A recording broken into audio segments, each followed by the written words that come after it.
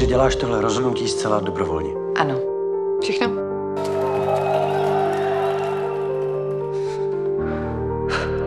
Máš zase větší ty prsa. Já vím. Jsi přetažená. Po olympiádě si odpočineš. Mám hrozný nervy. To bude dobrý. A kdy můžu začít trénovat? Takové úrazy páteře často končívají doživotním ochrnutím. Co bude dělat? Najde si práci? Vem s sebou. Kam? Do tvoje skutečné práce.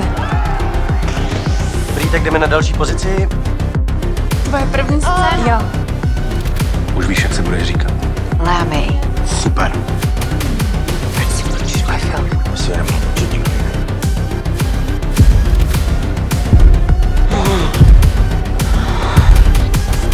Ničíš všechno kolem sebe.